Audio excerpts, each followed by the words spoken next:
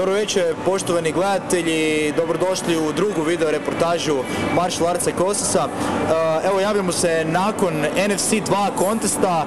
S nama je jedan i jedini Mario Makarić iz Extreme Crow tima. Pozdrav, Mario. Evo, pobjedio si Anđelka Kitića i to TKO-om, ako se ne varam. I koji su tvoji neki prvi dojmovi nakon meča? Pa evo, mislim da sam ga atraktivno završio, zadovoljan sam jer sam pobjedio, ali opet nije to bilo baš onako kako smo zamislili taktički s trenerima, malo me ponijelo i eto, uglavnom pobjeda je tu. Zašto misliš da taktički nije bilo? Koju taktiku ste dogovarali?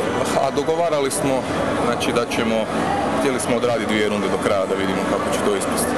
Kako ćemo biti s kondicijom i htjeli smo se baš zabaviti, ali eto, malo me ponijelo. Reci mi, vidjeli smo se na vaganju dan prije i bio si katastrofa, imao si problema s skidanjem kila, ali ipak si uspio skinuti kilažu. Možeš mi opisati to neko iskustvo? Jesam, da. Bilo je naporno. Bilo je napornije nego zadnji put, a manje kila sam skidao.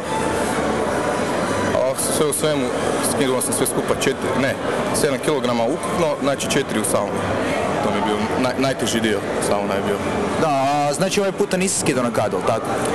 Ne, previsok sam za kadu. Ok, reci mi dakle, u jednom trenutku si ga pogodio desnim krošeom u kontri. Ja sam vidio da je on uzdrman, njemu su čak noge zaklecale. Da li si ti osjetio isto? Iskreno, te kontre se ne sjećam. Desni kroše kažeš? Desni kroše je bio nakon tvog ljevog direkta. Sjećam se kontre te, sjećam se koljena, se sjećam prvoga, tad sam ga uzdrmao, ali nisam odradio do kraja, nego sam stao. A to si stao zbog dogovora sa Kutem, ili? Tako je. Ok, ja ti čestitam na pobjedi i još jedno pitanje za tebe, koja je sljedeća stavka? Izgubio si u finalu protiv Guštovića, sada se vraćaš pobjedom. Koji je sljedeći korak u karijeri Marija Makarića? Pa, zacrtao sam si da neću baš dugo odmarat, krećemo odmah dalje sa pripremama, imamo plan odraditi najmanje 4-5 borbi sljedeće godine. Imam sad dobar tim, vjerujem u njih, oni su uz mene, tako da idemo dalje. Dakle, ako se ne varam, tebi su u kutu danas bili Krešo Meričep i Kristijan Kušić. Reci mi, i dalje namjeravaš raditi s njima? Namjeravam, da. I htio bih im se zahvaliti ovim putem.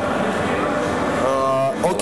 Krešo, hvala i Mati, imam prvom treneru Bošnjaku, on je bio isto uz mene, dao mi par savjeta. Eto, hvala tebi na ovom intervjuu, poštovanim gledateljima, do sljedećeg susreta, pozdrav. Peace.